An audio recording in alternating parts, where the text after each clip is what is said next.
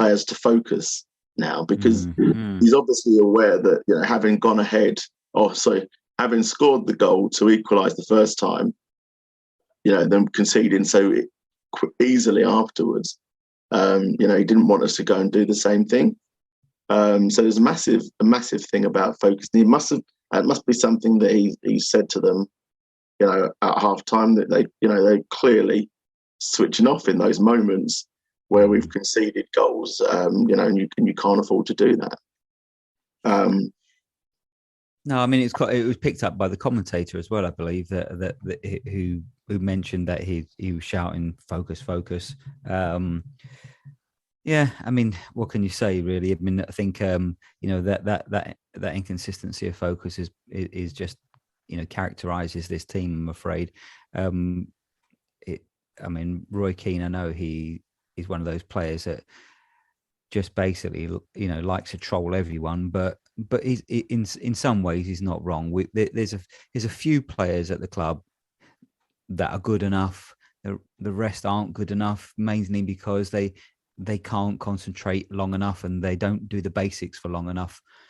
I mean, I know it seems to fly in the face of what I just said about we controlled the game for a lot of it, but it's in key moments that this is the thing I was saying to another friend of mine on a chat yesterday, is that we did control it a lot. We were actually really good, and we could have got a result. And I mean, I fancied a 2-2 out of it in the end, but we could have got a result. But it's always, for us, individual mistakes and sloppy moments that cost us. And it's that switching off, as you just mentioned there, Steve, that costs us time and time again. And that's why I think, quite a lot of us get so bloody frustrated, is that, just when we look like we're gaining some traction, gaining some ground, and perhaps could get into it, an individual moment sets us back again. And then if that, as a fan, you're deflated. Imagine if you're the player as well. I mean, you've got to do it all again. Yeah, 100%. And before we go on to talk about that next individual moment, I just wanted to go circle back on something that you said before, regarding like the pylon, for example, on Son and Højbjerg. But I in the game, I mean, I know that I think for a while Son hasn't played as well as he can play. I think he's not been.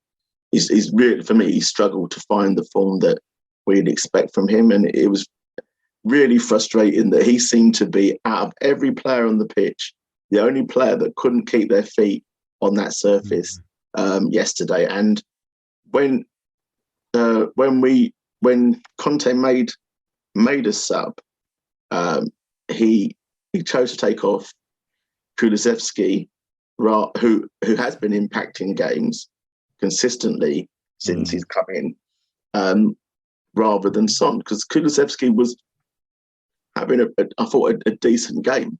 He was getting on the ball quite a lot, and he was looking to link and to make things happen.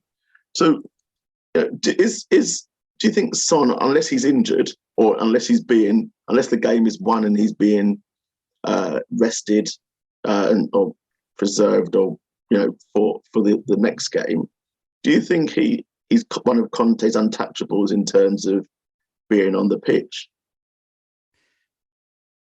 I mean, probably quite rightly so, Steve, because let's face it, they're the greatest duo in Premier League history.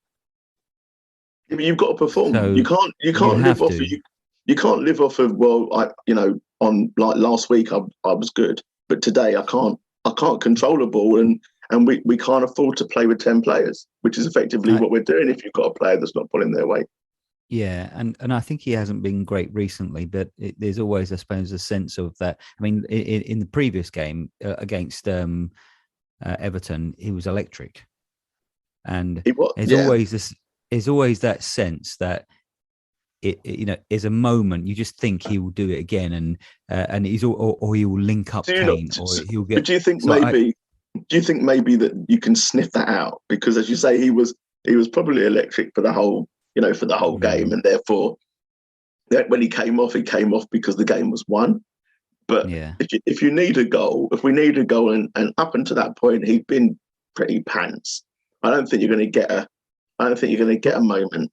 But I mean, maybe. I mean, if you can be really objective and truthful about it, if you were the manager and you have got the duo that's got the most assists and goals in Premier League history, and you think I need to get a result here, would you take one of them off?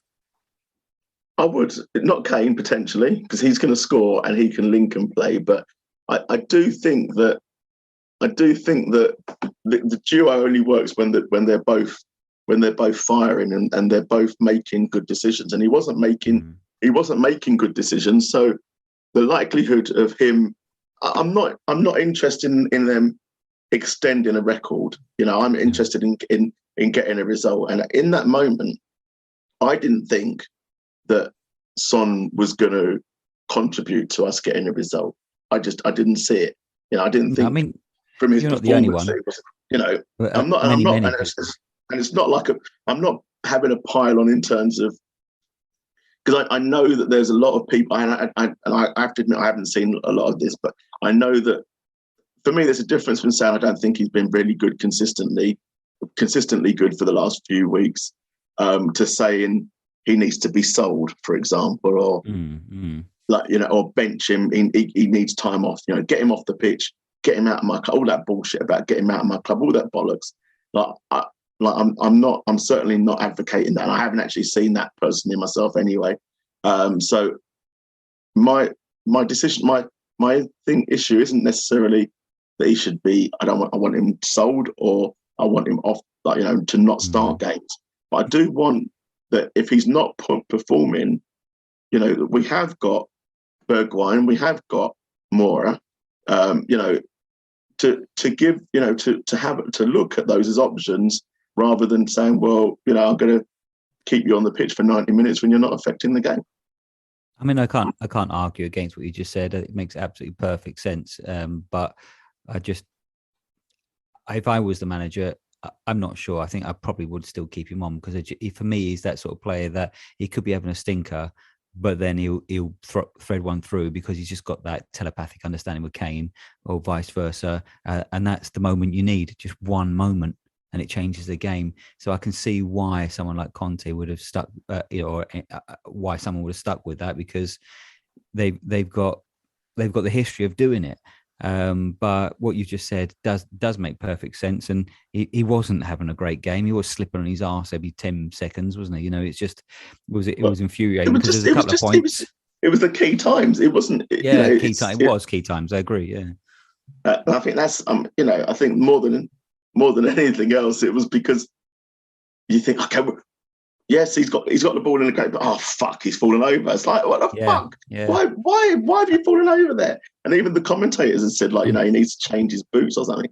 Yeah, because there was one particular moment I remember thinking he's through here, or he could put someone through, and yes, slips on his ass. Yeah, and that was I think that was where he was receiving the ball. He was about to receive the ball on the halfway line, and turn and play, and he just fell over.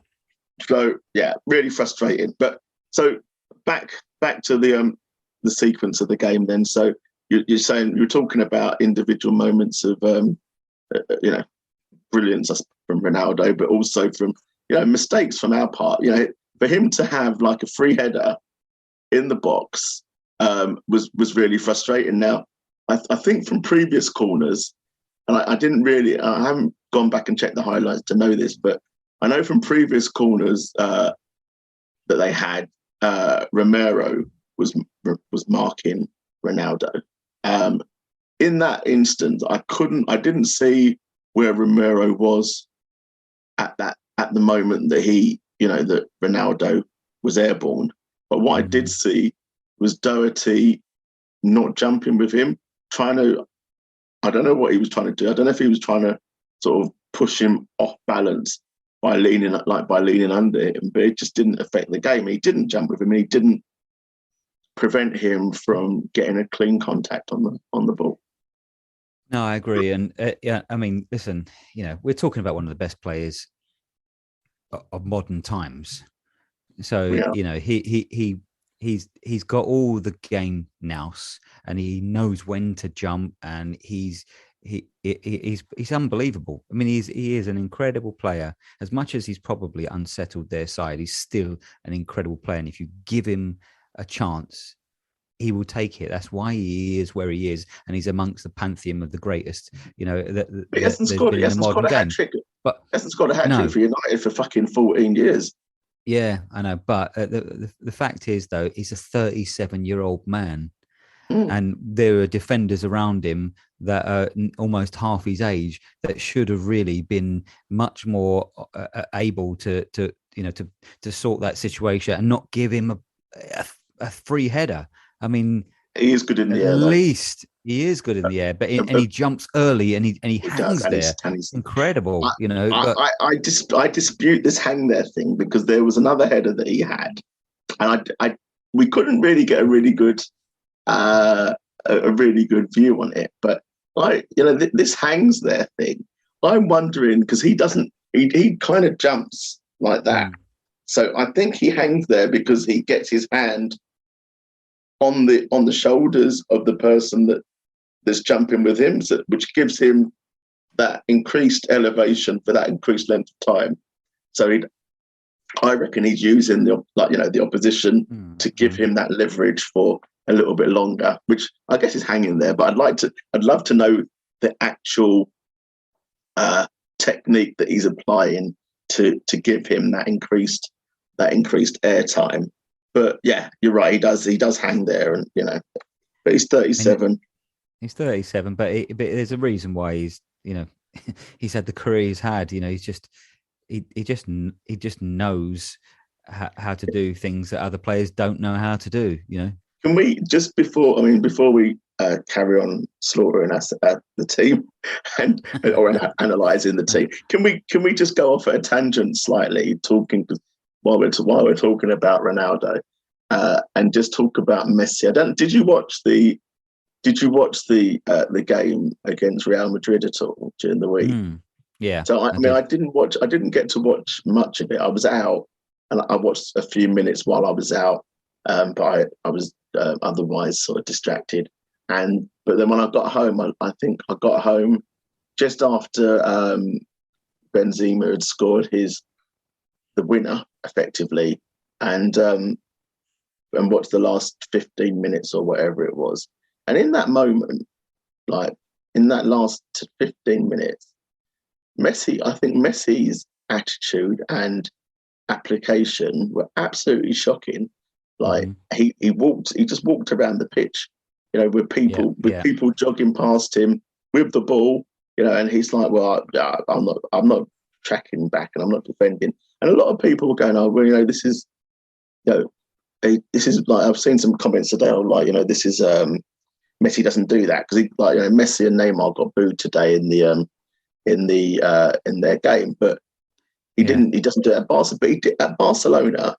He used to work his ass off, and Neymar actually at PSG did used to work his ass off, to win the ball back. So I'm not an advocate of booing players, but I can understand why the PSG fans would be pissed off. I don't think Messi gives a fuck at being there. I don't think he does. I think he's there for the money. He is, and my son was actually saying today, I could see him going back to Barcelona on a free, Dad. I was like, yeah, I could as well. I think he basically doesn't want to be there, wants to go back to Barcelona. He's strolling around, he's picking up his wages. No wonder he got booed today. And like you were saying, in that game in particular, he let everyone down and he let his manager down. And I know a few people again piled on Pochettino. This is a club. Tuchel didn't do it.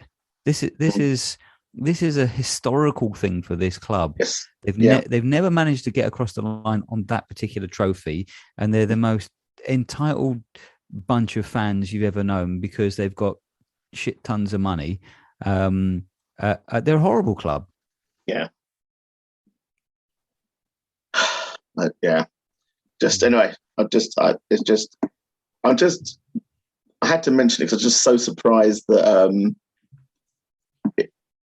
he's got, because of who he is, I think he's got little to no criticism in the media for He his gets a free pass, doesn't he? performance. And when you look at, Ronaldo